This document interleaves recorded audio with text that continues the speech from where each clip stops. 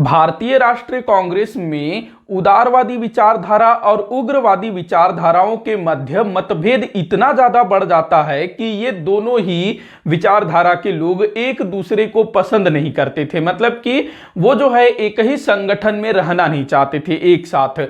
जो उदारवादी विचारधारा के लोग थे जिनका कि भारतीय राष्ट्रीय कांग्रेस में वर्चस्व था, वो अपने वर्चस्व को त्यागने को तैयार नहीं थे। वहीं दूसरी तरफ जो उग्र विचारधारा वाले नेता थे वो भारतीय राष्ट्रीय कांग्रेस में अपना वर्चस्व स्थापित करना चाहते थे। हम लोगों ने पिछले वाले वीडियो में देखा था बंगाल विभाजन स्वदेशी आंदोलन, तो काफी कुछ जो है मतभेद हो रहा था। उदारवादी जो है थोड़े से उग्र तरीकों को अपनाने से कतरा रहे थे, जबकि उग्र विचारधारा वाले नेता अधिक उग्र तरीकों को स्वदेशी आंदोलन के अंतर्गत सम्मिलित करना चाहते थे। तो इन दोनों के बीच जो मतभेद था, जो उदार विचारधारा के लोग थे जो नरम पंथी कहलाते थे और जो उग्र विचारधारा के लोग थे जो गरम पंथी कहलाते थे, तो इन दोनों के मध्य मतभेद इतना बढ़ गया कि 1907 के सूरत अधिवेशन में इन दोनों विचारधाराओं के मध्य फूट पड़ गया और भारतीय राष्ट्रीय कांग्रेस दो दलों में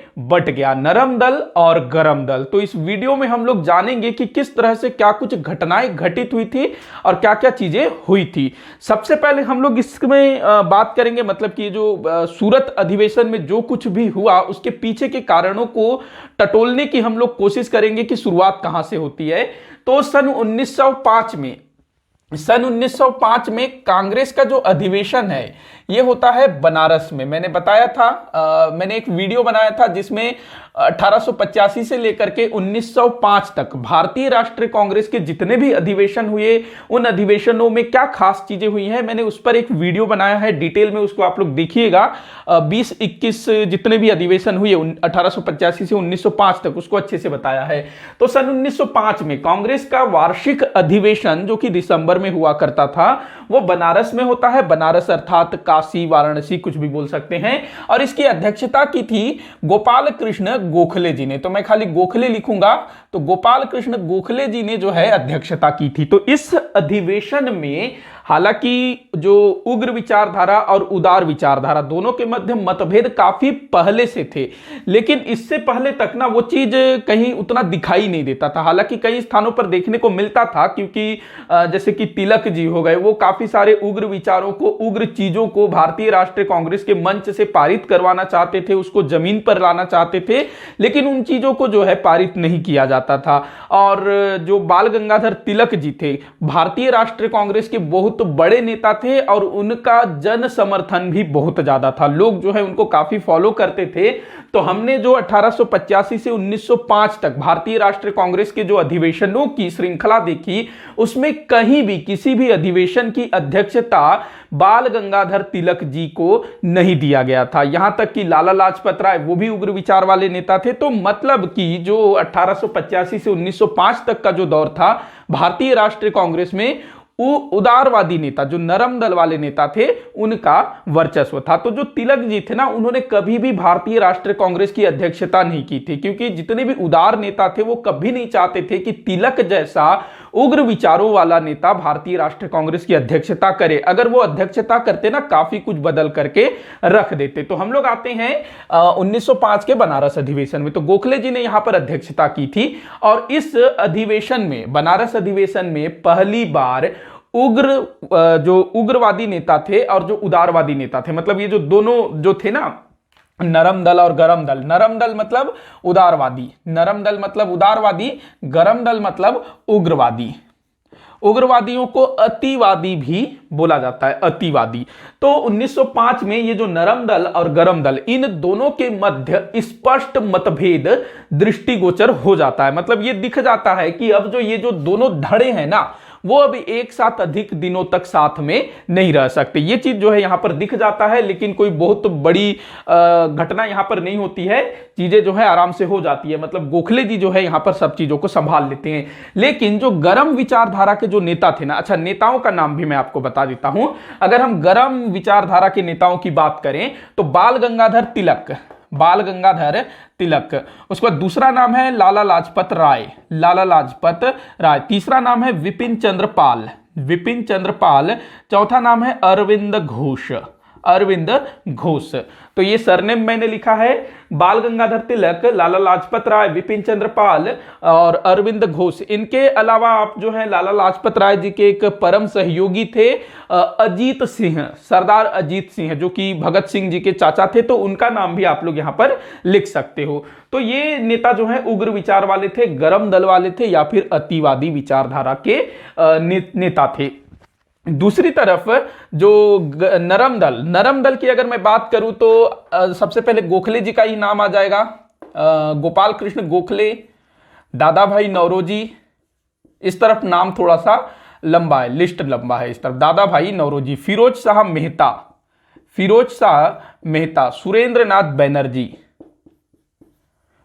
नाथ बैनर्जी। उसके बाद बदरुद्दीन तैयब जी, इनका नाम भी आप लोग ले सकते हो, जो पुराने नेता थे ना, व्योमेश चंद्र बनर्जी जो कांग्रेस के पहले अध्यक्ष थे, वो सब भी जो है इसमें आएंगे। लेकिन इस समय 1905 के आसपास में ये नेता जो है सक्रिय थे। गोपाल कृष्ण गोखले जी काफी बड़े लीडर थे इस समय, नौरोजी, दादा भाई नौरोजी, फिरोज शाह मेहता और सुरेंद्र नाथ बनर्जी। तो ये जो है नरम दल वाले नेता थे। अच्छा, इधर जो गरम दल वाले नेता है ना, जैसे कि बाल गंगाधर तिलक, इनका बाल गंगाधर तिलक, लाला लाजपत राय, तो इनसे लिया गया लाल और विपिन चंद्र पाल से लिया गया पाल। इनको बोला जाता था संयुक्त रूप से लाल बाल पाल। आपसे पूछा जाएगा कि लाल बाल पाल कौन थे, तो लाल मतलब लाला लाजपत राय, बाल मतलब बाल गंगाधर तिलक, पाल मतलब विपिन चंद्र पाल। तो ये तीनों जो हैं गरम विचारधारा के नेता, साथ में अरविंद घोष, तो ये लोग थे। तो यहां क्या होता है, 1905 के बनारस अधिवेशन में जो तिलक जी थे, उनके जो समर्थक थे, वो चाहते थे कि जो तिलक जी के जो विचारधाराएं हैं वो यहां पर पारित हो जाए, प्रस्ताव रखा जाए, पारित हो जाए। प्रस्ताव तो हर वर्ष रखते थे, उग्र विचार वाले नेता भी हर वर्ष रखते थे, लेकिन उन प्रस्तावों को पारित नहीं किया जाता था। तो यहां पर जो बाल गंगाधर तिलक जी, उन्होंने प्रस्ताव रखा कि जो बंगाल में जो स्वदेशी आंदोलन शुरू हुआ है, बहिष्कार आंदोलन, स्वदेशी आंदोलन, बंग भंग विरोध आंदोलन, तो इस आंदोलन को हम लोग जो है पूरे देश में फैलाते हैं, इसका प्रचार प्रसार पूरे देश में होना चाहिए, बंगाल तक सीमित नहीं रहना चाहिए। तो इस चीज को ना उदारवादी नेताओं ने बिल्कुल भी स्वीकार नहीं किया। इन्होंने बोला कि भैया ये हमारे बंगाल का मामला है, तो इसको पूरे देश में काहे को घसीटना है। लेकिन जो जो तिलक जी थे और उनके जो समर्थक थे, ये चाहते थे कि यह आंदोलन पूरे देश में फैले और एक अखिल भारतीय रूप ग्रहण करे। तो वो इस तरह का प्रस्ताव यहां पारित करते हैं, लेकिन वो चीज जो है उदारवादियों के कारण पारित नहीं हो पाती है। हां, गोखले जी जो है यहां पर मामले को थोड़ा संभालते हैं, क्योंकि उनको डर ये था कि तिलक जी के जो समर्थक थे वो हंगामा कर सकते हैं। तो गोखले जी यहां पर क्या करते हैं, एक बीच का रास्ता निकालते हैं कि जो लॉर्ड कर्जन था, उसने अपने कार्यकाल में, क्योंकि उसका काम खत्म हो चुका था इस समय कार्यकाल, तो उसके कार्यकाल में जो भी भारतीयों के विरुद्ध जो भी काम हुए थे, उसका मतलब कि कर्जन की प्रतिक्रियावादी कार्यों का विरोध किया जाए, ये एक प्रस्ताव पारित हुआ। दूसरा, बंगाल विभाजन का विरोध करना, ये एक प्रस्ताव पारित हुआ। बाकी जो है स्वदेशी बहिष्कार, उस चीज को लेकर के ना जो कांग्रेस था 1905 में, कोई बात नहीं हुआ, उसको भी अनुमोदित किया गया था, प्रस्ताव रखा गया था कि स्वदेशी को समर्थन करो, बहिष्कार को समर्थन करो, लेकिन कांग्रेस ने जो है 1905 के अधिवेशन में उसका समर्थन नहीं किया था। मैंने पिछले वाले वीडियो में बताया था कि इसका समर्थन जो है 1906 में हुआ था। तो यहां पर जो है 1905 में अगर आपसे प्रश्न पूछा जाए कि गरम दल और नरम दल के बीच स्पष्ट मतभेद किस अधिवेशन में देखने को मिला सबसे पहली बार, तो वो होगा 1905 का बनारस अधिवेशन, जिसकी अध्यक्षता की थी गोपाल कृष्ण गोखले जी ने, और इन नेताओं का नाम भी आप लोग ध्यान में रखिएगा। इसके बाद हम लोग बात करते हैं 1906 का कलकत्ता अधिवेशन। कलकत्ता अधिवेशन किसने अध्यक्षता की थी भाई, ये मैं बता चुका हूं, अपने दादा भाई नौरोजी ने अध्यक्षता की थी। 1906 का कलकत्ता अधिवेशन, इसमें बहुत कुछ हुआ था। 1906 कलकत्ता अधिवेशन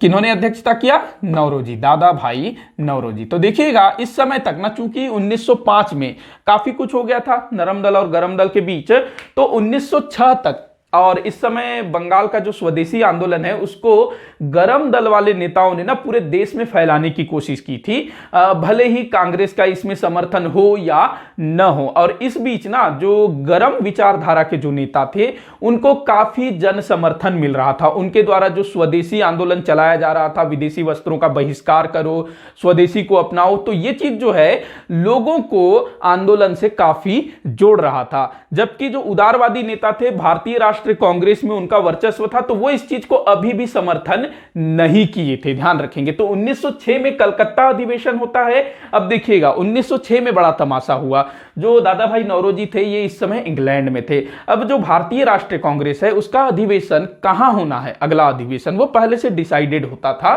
तो जैसे ही टाइम आया कलकत्ता अधिवेशन का 1906 का, तो जो गरम दल वाले जो लोग थे ना, जो तिलक जी के समर्थक थे, लाला लाजपत राय जी के समर्थक थे, तो वो लोग जो है मांग करने लगे कि जो कलकत्ता में अधिवेशन होना है 1906 में, उसमें बाल गंगाधर तिलक को अध्यक्ष बनाइए। लेकिन जो उदारवादी थे इस चीज के लिए बिल्कुल भी तैयार नहीं थे और तिलक जी ने खुद भी मना कर दिया था। मतलब देखो, जो बाल गंगाधर तिलक थे ना, भले उनका उदारवादी नेताओं के साथ मतभेद था, लेकिन वो उदारवादी नेता तिलक जी के सीनियर थे, उनसे बड़े थे, तो वो उनका सम्मान करते थे, तो वो उनके विरुद्ध नहीं जा सकते थे। भले आपस में मतभेद है लेकिन मनभेद इनके बीच बिल्कुल भी नहीं था। भले उनके समर्थकों ने कितना ही कहा कि आप जो है अध्यक्षता करिए, लेकिन तिलक जी चूंकि ऊपर वाले जो नेता थे वो तैयार नहीं हो रहे थे, तो वो जो है ज्यादा कुछ करते नहीं है। यहां तक कि लाला लाजपत राय, उनका नाम भी रखा जाता है कि ठीक है इनको बना दिया जाए, लेकिन वो भी तैयार नहीं हो पाते हैं कि हम ऐसे कैसे कर सकते हैं इस टाइप से। तो और विवाद जो है काफी बढ़ रहा था। जो समर्थक थे वो काफी ज्यादा दबाव बना रहे थे कि नहीं, आपको जो है अध्यक्षता करनी होगी। तो यहां पर क्या होता है, जो उदारवादी नेता थे वो जो है दादा भाई नौरोजी को पत्र लिखते हैं, उनको भारत बुलाया जाता है और वो फिर जो है सारी स्थिति को संभालते हैं और सर्वसम्मति से दादा भाई नौरोजी को 1906 के कलकत्ता अधिवेशन का अध्यक्ष चुना जाता है। और इसमें तिलक जी, लाला लाजपत राय कोई मतलब इसमें विरोध प्रदर्शित नहीं करते हैं। बाकी जो समर्थक थे वो थोड़ा सा हल्ला करते होंगे। कई स्थानों पर यह भी लिखा जाता है कि हाथापाई भी हुआ। तो अब जो है नौरोजी यही अध्यक्षता करेंगे, ये तय हो गया। अब जो है कांग्रेस के कलकत्ता अधिवेशन में यहां पर जो उग्र विचार वाले नेता थे, क्योंकि अब जो है उनका काफी ज्यादा बढ़ रहा था, जन समर्थन उनको काफी मिल रहा था, तो कहीं ना कहीं उदारवादी जो नेता थे उनके ऊपर भी प्रेशर था कि वो उग्र विचार वाले नेताओं को शांत करे। तो यहां पर जो दादा भाई नौरोजी थे ये जो है यहां पर उग्र नेताओं के कुछ मांगों को पूरी कर लेते हैं। तो उग्रवादी विचारधारा वाले नेताओं के 4 मांगों को यहां पर पूरी की जाती है। मैंने ये चीज पहले भी बताया हुआ है, जब हम लोग दादा भाई नौरोजी को पढ़ रहे थे उस टाइम पे भी मैंने बताया है, फिर से एक बार हम लोग देखेंगे क्योंकि टॉपिक का हिस्सा है। तो देखिएगा 4 मांगे क्या क्या थी। सबसे पहला स्वराज्य की प्राप्ति, मतलब यह बोला गया कि भारतीय राष्ट्रीय कांग्रेस का अंतिम लक्ष्य स्वराज्य की प्राप्ति होना है। और ये जो दादा भाई नौरोजी थे, चूंकि ये अध्यक्ष थे और उन्हीं के द्वारा इस प्रस्ताव को स्वीकृति दी गई, पारित किया गया, तो आपसे प्रश्न पूछा जाए कि भारतीय राष्ट्रीय कांग्रेस के मंच से सर्वप्रथम किसने स्वराज्य की मांग की, तो वो थे दादा भाई नौरोजी। तो भले ये उग्र विचारधारा वाले नेताओं का डिमांड था, मांग था, लेकिन मांग किसने किया? दादा भाई नौरोजी। भाई जो अध्यक्ष होगा, जो लीडर होगा, उसी के नाम पे तो सब कुछ होगा ना। तो यहां पर इस चीज को स्वीकृति मिल जाती है। ये किसकी मांग थी, किनकी मांग थी? उग्र विचार वाले नेताओं की मांग थी, गरम दल वाले नेताओं की मांग थी। दूसरा चीज, राष्ट्रीय शिक्षा को प्रोत्साहन, राष्ट्रीय शिक्षा को प्रोत्साहन दिया जाए, यह बोला जाता है।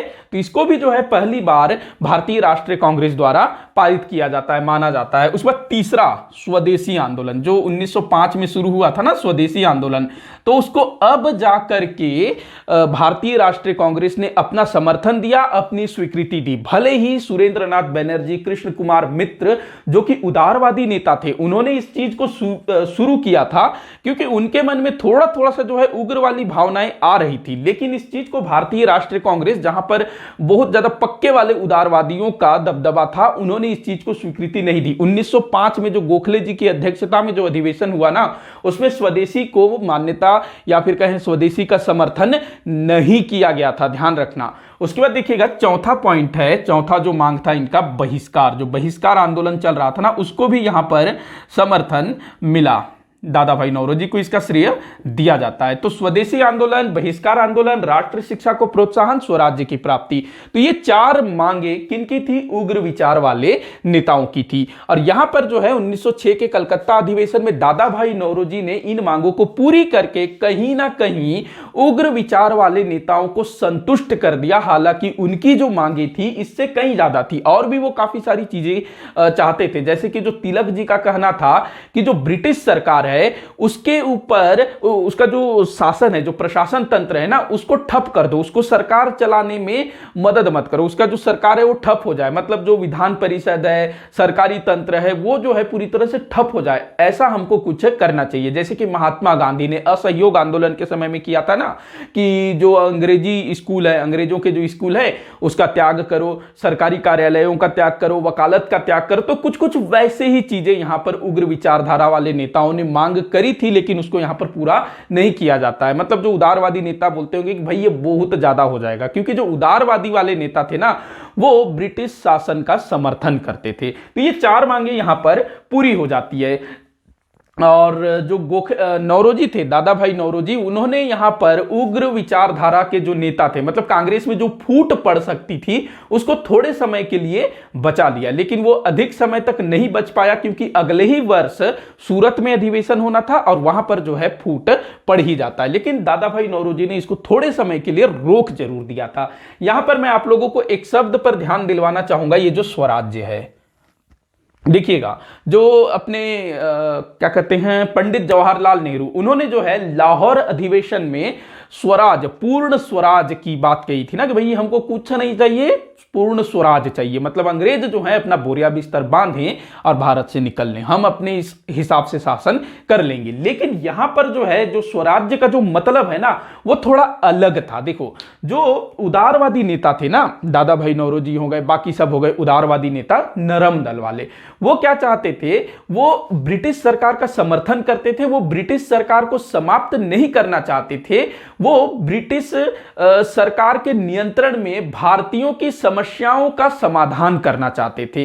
वो जो है भारतीयों की समस्याओं को अंग्रेज सरकार के पास रखेगी, और इनका मानना था कि जो अंग्रेज हैं, ब्रिटिश सरकार है, वो हमारी समस्याओं को धीरे धीरे समाधान करती जाएगी और हमको जो है धीरे धीरे हमारा अधिकार देती जाएगी। मतलब वो जो है भारतीयों को शासन चलाने के योग्य नहीं मानते थे। कौन? उदारवादी नेता। वो जो है ब्रिटिश सरकार को बने रहने में अच्छा समझते थे और उन्हीं के नियंत्रण में अपना जो है शासन, अपना कुछ सुविधाएं पाना चाहते थे, जैसे कि सरकारी नौकरियों में ज्यादा स्थान मिले, विधान परिषदों में स्थान मिले, लोगों को उनके कुछ कुछ छोटे छोटे अधिकार मिले, बस यही चीज। वो ब्रिटिश सरकार को खत्म नहीं करना चाहते थे। जबकि जो उग्र विचार वाले नेता थे, वो जो है स्वराज्य चाहते थे, मतलब हमको भाई अपना शासन दे दो, इस टाइप से। लेकिन इस समय उग्र विचार वाले नेता भी ना पूरी तरह से आजादी नहीं चाहते थे। यहां पर मतलब इसको स्पष्ट नहीं किया गया है, किसी भी किताब में आपको स्वराज्य का यहां पर कोई स्पष्ट व्याख्या नहीं मिलेगा। जो 1906 में जो गोखले नौरोजी ने जो स्वराज्य की मांग की थी, वो क्या पूर्ण स्वराज था, क्या था, ये किसी भी किताब में आपको स्पष्ट नहीं मिलेगा। जो उग्र विचार वाले थे, उनका डोमिनियन स्टेट, एक शब्द आगे मिलेगा, डोमिनियन स्टेट। उस समय क्या था कि जो ब्रिटिश साम्राज्य था ना, उसके काफी सारे गुलाम देश थे और काफी सारे गुलाम देशों को उन्होंने स्वराज्य दे दिया था। उसमें क्या होता था, उसको डोमिनियन स्टेट भी बोला जाता था, अंग्रेजी में डोमिनियन स्टेट, हिंदी में स्वराज्य।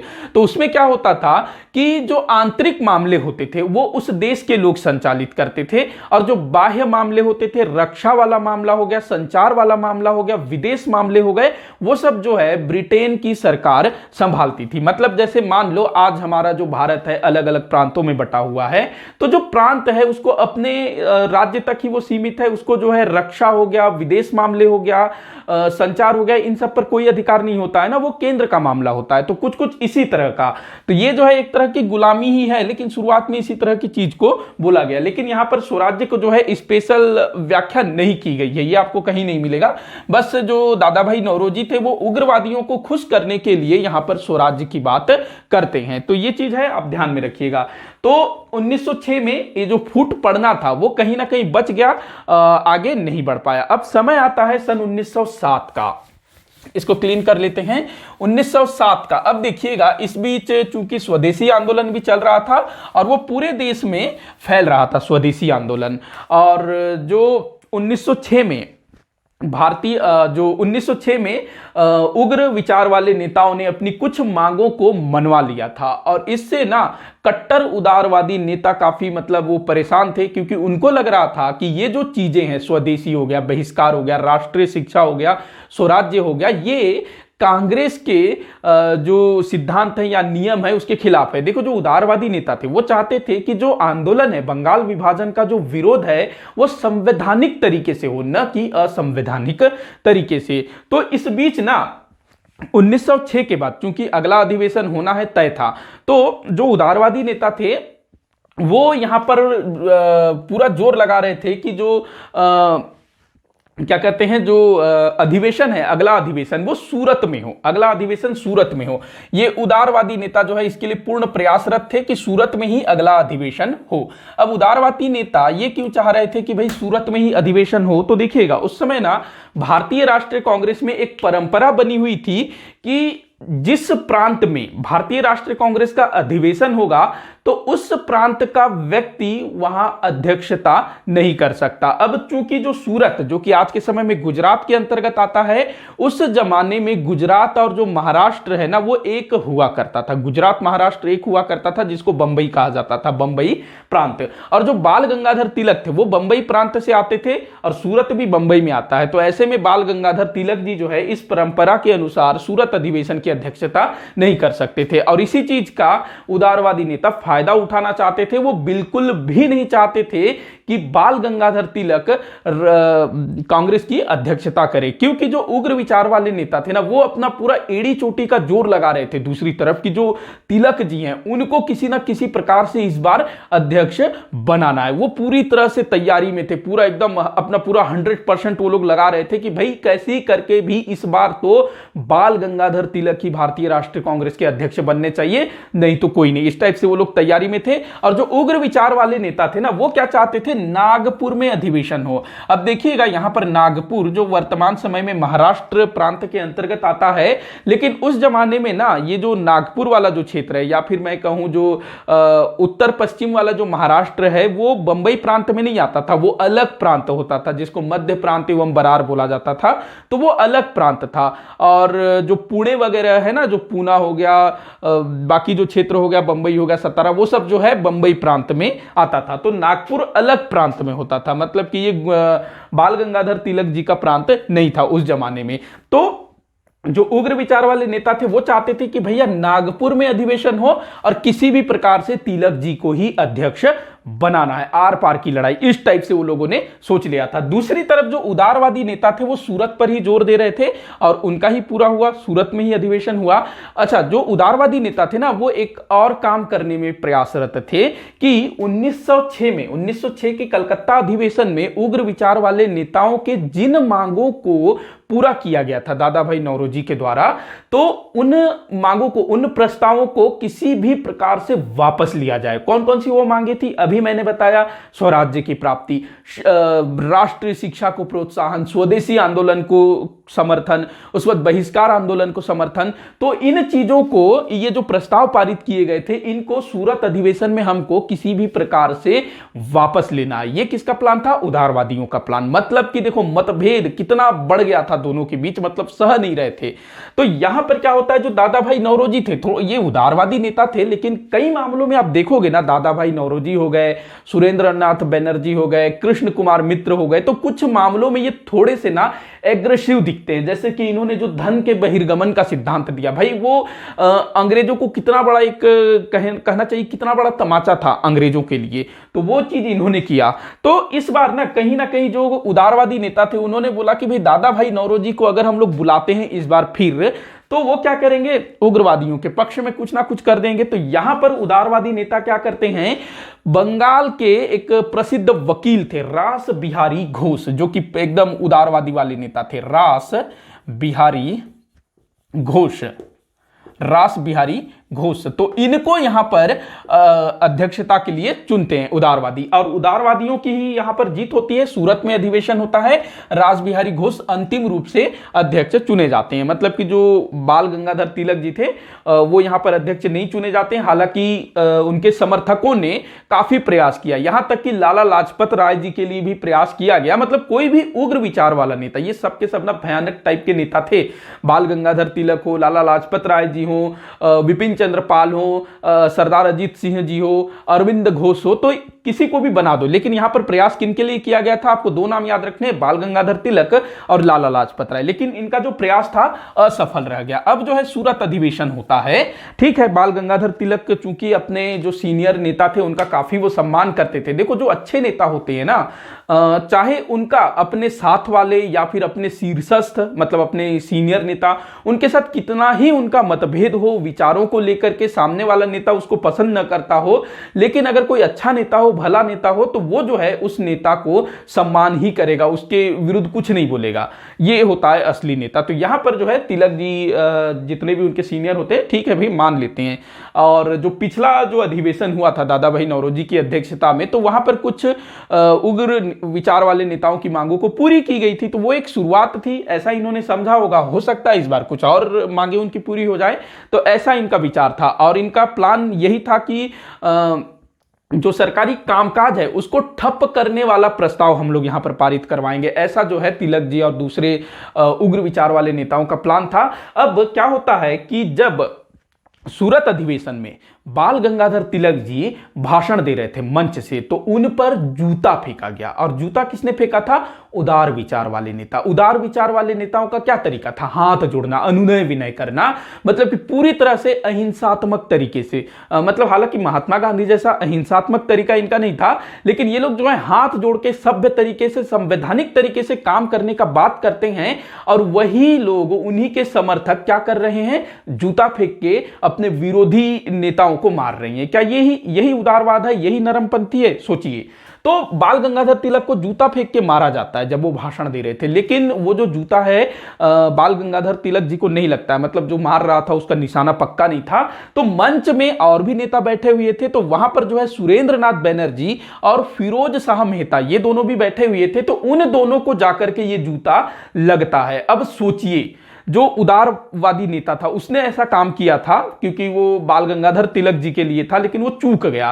तो यहां पर क्या हो सकता था, जो उदारवादी और जो उग्रवादी विचारधारा के जो समर्थक हैं वो आपस में भिड़ सकते थे, गुत्थम गुत्था हो सकता था, मतलब काफी झगड़ा लड़ाई मार पिटाई हो सकता था। तो यहां पर जो सर फिरोज शाह मेहता थे उन्होंने जो है स्थिति को संभाला और उनके आदेश पर जो वहां पर पुलिस तैनात थी, तो उन्होंने जो है स्थिति को नियंत्रण में लिया। तो इस तरह से तमाम चीजें हुई। और यहां पर बाल गंगाधर तिलक ने जो भी प्रस्ताव रखने की कोशिश की उसको जो है उदारवादियों ने सिरे से खारिज कर दिया। और जैसा कि मैंने शुरू में बताया कि जो उदारवादी नेता थे वो 1906 में उग्र विचार वाले नेताओं के लिए जितने भी प्रस्ताव पारित किए गए थे उन सब को वापस लेने में भी कोशिश कर रहे थे। तो यहां पर जो है काफी विवाद हो जाता है विचारों को लेकर के, और बिल्कुल फिर ये तय हो जाता है कि भाई हम जो है ये जो दो विचारधारा, मतलब जो उग्र विचार वाले, उदार विचार वाले, ये दोनों जो हैं एक संगठन में नहीं रह पाएंगे। चूंकि भारतीय राष्ट्रीय कांग्रेस में इस समय उदारवादी नेताओं का काफी दबदबा था। तो यहां क्या होता है, इन नेताओं द्वारा, उदारवादी नेताओं द्वारा उग्र विचार वाले नेताओं को कांग्रेस से बहिष्कृत कर दिया जाता है। मतलब जो बाल गंगाधर तिलक कांग्रेस के सदस्य रहे होंगे, किसी भी संगठन का सदस्य बनने के लिए आपको सदस्यता ग्रहण करनी पड़ती पड़ती है और उस संगठन के कुछ नियम कानून होते हैं, उसका आपको पालन करना होता है। तो जो बाल गंगाधर तिलक जी थे, लाला लाजपत राय जी थे, विपिन चंद्र पाल जी थे, उसके बाद अरविंद घोष, अजित सिंह, इन सबको जो है कांग्रेस से निकाल दिया जाता है कि भाई तुम्हारे विचार जो है हमसे मिल नहीं रहे हैं, तुम जो है पार्टी के अनुसार काम नहीं कर रहे हो, तुम अपना चलाने की कोशिश कर रहे हो, तुम जाओ बाहर अपने हिसाब से काम करो। तो अब जो है उग्र विचार वालों को बाहर कर दिया जाता है। तो यही क्या था, सूरत में कांग्रेस का फूट, मतलब सूरत में कांग्रेस का विभाजन। तो ये कब की घटना है भाई, 1907। और जितने भी अधिवेशन होते थे वो दिसंबर में होते थे, 28 दिसंबर को शुरू होता था। तो सूरत अधिवेशन जिसमें कांग्रेस में विभाजन हुआ, रासबिहारी घोष ने इसकी अध्यक्षता की थी। जितने भी उग्र विचार वाले नेता थे सबको बाहर का रास्ता दिखा दिया। अब यहां पर जो उदारवादी नेता थे उन्होंने अपना अलग से एक मीटिंग किया, एक अलग से बैठक किया और उसमें इन्होंने अपना जो उद्देश्य है, मतलब जो उदारवादी नेता है इन्होंने अपना एक उद्देश्य रखा कि भाई हमको ये काम करना है। तो इसको आप लोग ध्यान से सुनिएगा और मैं इसको समझाने की भी आप लोगों को कोशिश करूंगा। तो देखिएगा, इन्होंने जो उदारवादी नेताओं ने जो पृथक बैठक किया, इसमें किसी भी उग्र विचार वाले नेता को सम्मिलित नहीं किया गया था, केवल और केवल उदार विचार वाले नेता ही इसमें थे। तो इनका उद्देश्य इनका उद्देश्य तो सुनिए आप लोग, कांग्रेस का उद्देश्य है कि भारत की जनता के एक मिनट, शुरू से मैं बोलूंगा, माफी चाहूंगा। हाँ, तो कांग्रेस का उद्देश्य है कि भारत की जनता को उसी प्रकार की शासन व्यवस्था प्राप्त हो जिस प्रकार की ब्रिटिश साम्राज्य के अन्य उपनिवेशों में विद्यमान है और उसके समान ही भारतवासी भी साम्राज्य के अधिकारों व उत्तरदायित्वों के भागी बने। पूर्ण विराम। इन उद्देश्यों की प्राप्ति वर्तमान शासन व्यवस्था में धीरे धीरे सुधार कर राष्ट्रीय एकता तथा जनोत्साह को बढ़ावा देकर और देश के मानसिक, नैतिक, आर्थिक व औद्योगिक संसाधनों को सुनिश्चित कर वैधानिक रीति से की जाए। तो देखिएगा यहां पर ये लोग क्या बोल रहे हैं कि भारतीय राष्ट्रीय कांग्रेस का ये उद्देश्य होना चाहिए कि वो जो है भारत के लोगों के लिए एक मतलब देखिएगा, इन्होंने अपना उद्देश्य ये बोला कि जो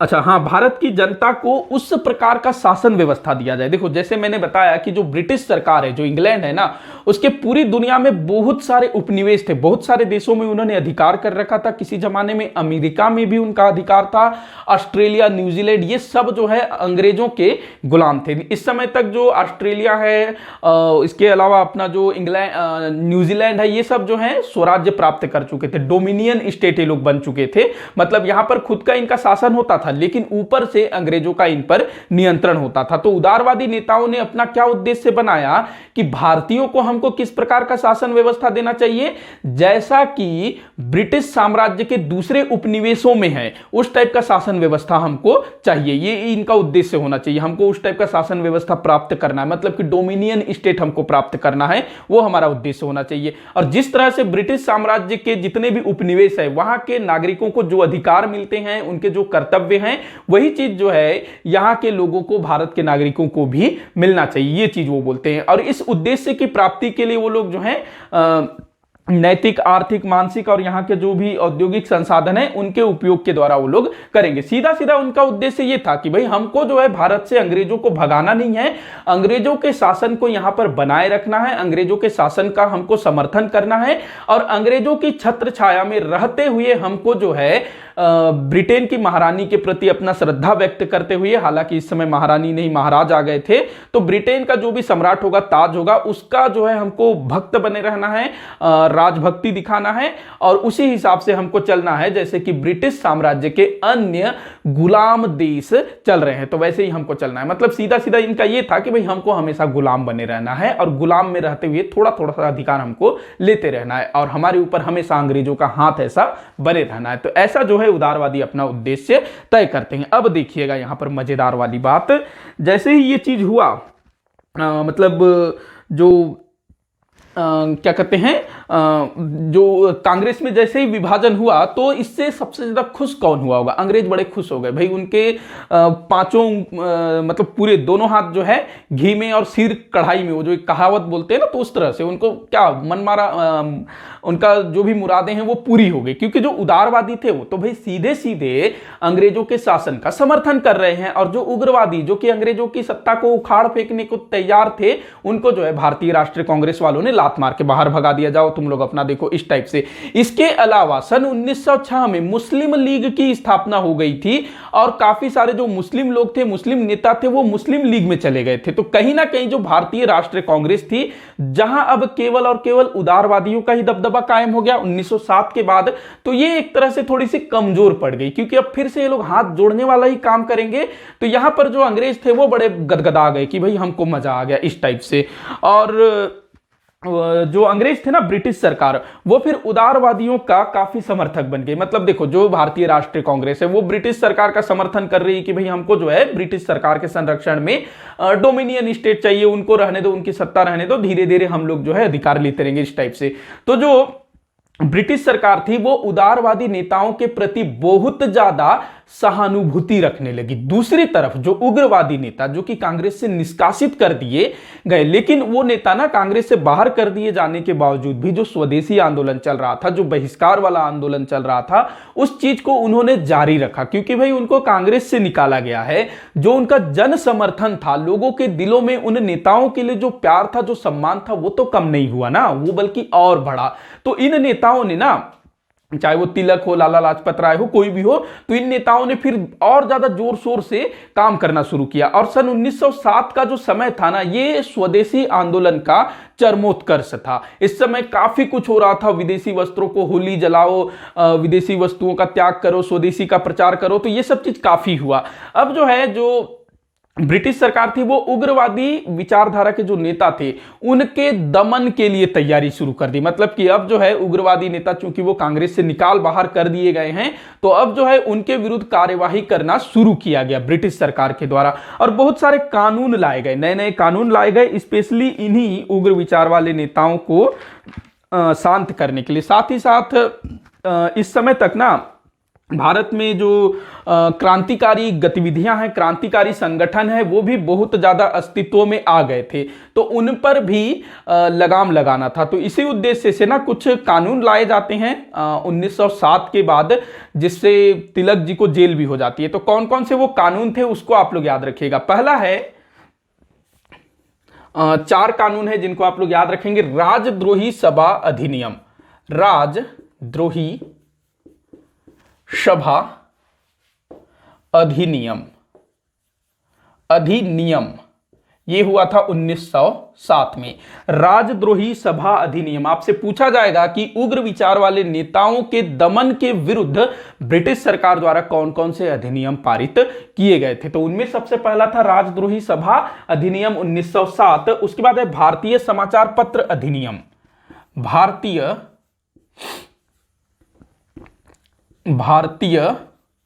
समाचार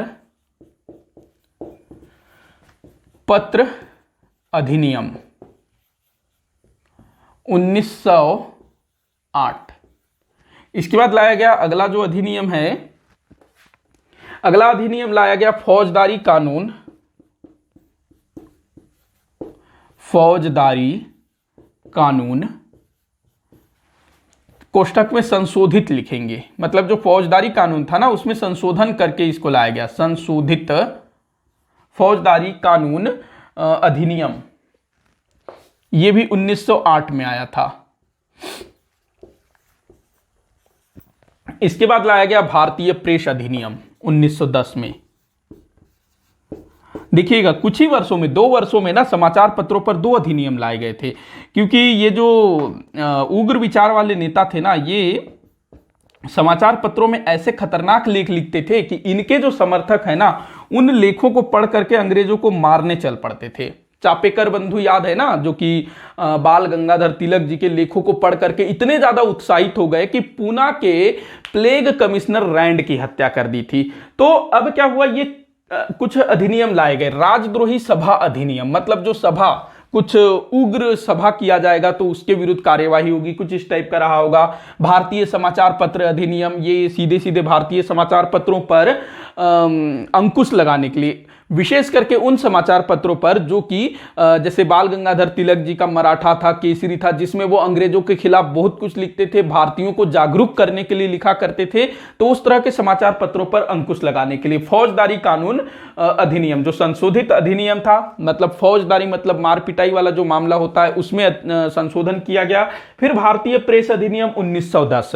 तो देखिएगा अब क्या क्या हुआ। तो भारतीय समाचार पत्र अधिनियम 1908 के तहत बाल गंगाधर तिलक को उनके समाचार पत्रों में उग्र भाषण या उग्र लेख लिखने का आरोप लगा करके बाल गंगाधर तिलक जी को 6 वर्ष का कारावास सुनाया गया। कब, यह आपको याद रखना है, 6 वर्ष।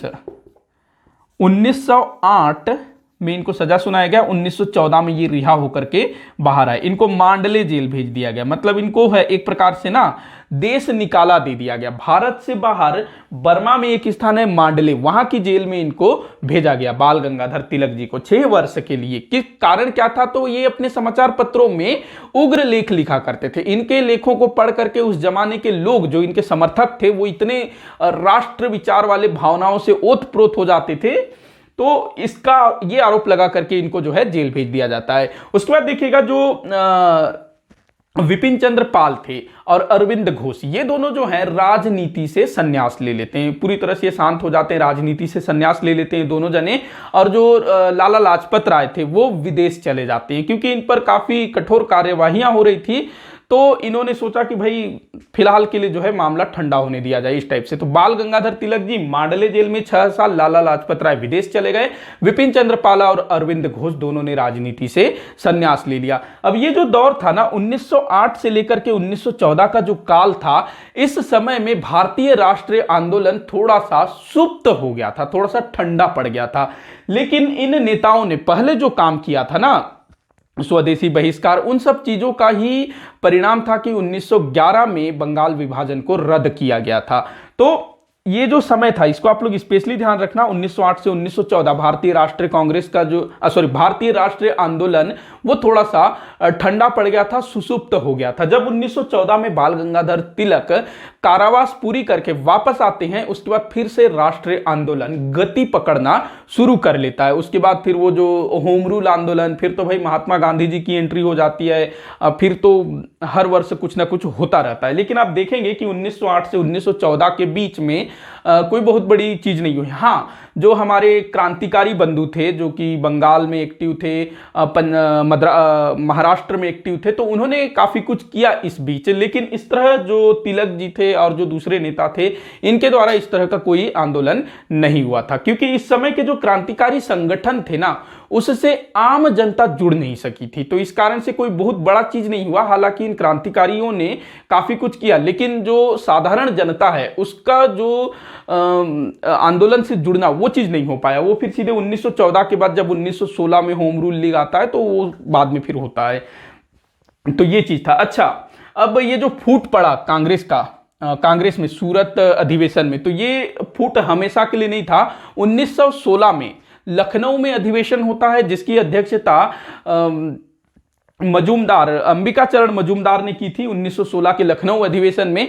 और चूंकि 1916 तक बाल गंगाधर तिलक जी कारावास पूरी करके वापस आ चुके थे, तो यहां पर जो है बाल गंगाधर तिलक और श्रीमती एनी बेसेंट, इन दोनों के प्रयासों से ये जो गरम दल और नरम दल वाले हैं, ये दोनों फिर से एक हो जाते हैं। कब? 1916 में लखनऊ में। तो सूरत में फूट पड़ा था और लखनऊ में ये लोग फिर से एकजुट हुए थे। ऐसे आप लोग ध्यान में रखिएगा। तो ये था भाई आप लोगों का सूरत अधिवेशन, मतलब आपका नहीं, हमारे इतिहास का सूरत अधिवेशन, जिसमें कांग्रेस का मतलब कांग्रेस का विभाजन हुआ। ये सारा चीज हम लोगों ने समझा। अगर आप लोगों को कहीं भी कुछ भी डाउट होता है तो नीचे कमेंट बॉक्स है, उसमें आप लोग बताइएगा। अच्छा, ये जो चीजें हुई थी ये किस समय में हुआ था? तो इस समय ना मिंटो वो वायसराय था, वो आप लोग ध्यान रखेंगे। मिंटो, लॉर्ड मिंटो, वो इस समय वायसराय था। अच्छा, एक मिंटो पहले भी हुआ था ना, गवर्नर जनरल। आप लोग बताइएगा वो मिंटो कब था? मिंटो प्रथम, ये मिंटो द्वितीय। तो मिंटो प्रथम का कार्यकाल आप लोग मुझे नीचे कमेंट करके बताइएगा। तो वीडियो यहीं पर समाप्त होता है। वीडियो को जितना हो सके उतना आप शेयर करिएगा, अच्छा लगा हो तो लाइक जरूर करिएगा, चैनल को सब्सक्राइब नहीं किया है तो सब्सक्राइब जरूर कर ले ताकि इसी तरह के लेक्चर आपको देखने को मिलता रहे। वीडियो को आखिर तक देखने के लिए बहुत बहुत धन्यवाद।